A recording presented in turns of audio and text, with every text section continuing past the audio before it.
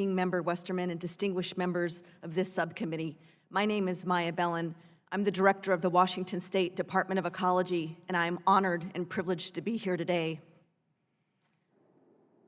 Since Congress passed the Clean Water Act over 50 years ago, it has enjoyed ongoing bipartisan support. It has served as the essential framework across the nation for keeping our waters clean and our communities safe, until now. I'm here to speak about deeply troubling circumstances that should alarm Democrats and Republicans alike. And that is EPA's attempt under this administration to dismantle the Clean Water Act.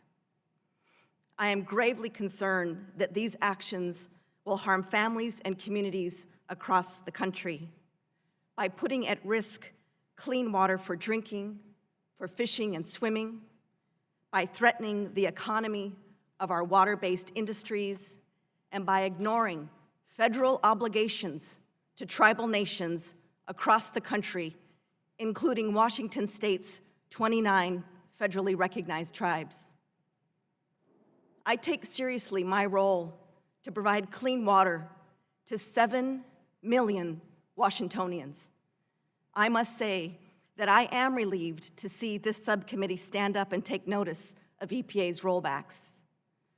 Under the Clean Water Act, Congress empowered states to serve as co-regulators with the federal government.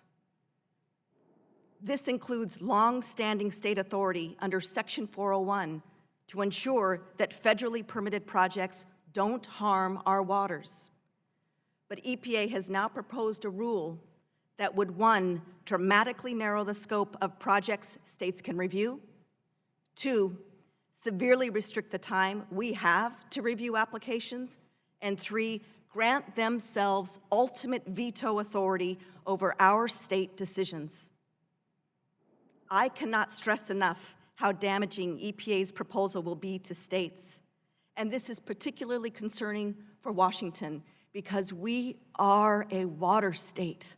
We are the home to the Puget Sound, one of the nation's largest estuaries. We have hundreds of lakes and thousands of river miles, including the Columbia River.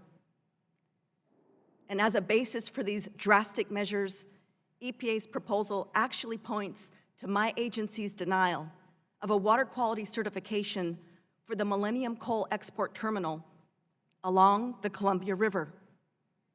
The fact is, that denial was based on the Millennium Project's failure to meet a multitude of specific water quality standards, as well as other state environmental standards.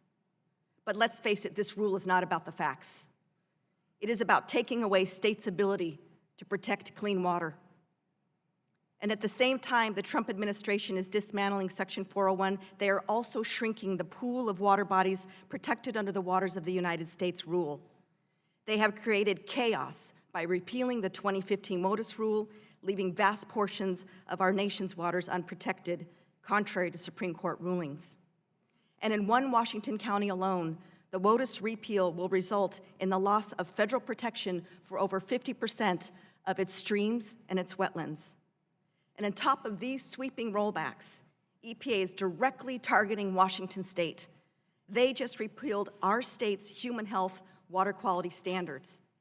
These standards apply only to our state and deal with how we protect the health of Washingtonians that consume fish, such as salmon and trout, from our marine and our fresh waters. This combination of rollbacks on both the national and state level is unprecedented. There is no doubt this administration is dead set on overturning protections that have safeguarded our nation's waters for decades. And I am here to say that Americans deserve better. Our children deserve better. We all deserve clean water. But I'm not giving up hope. And that is because of this committee hearing today.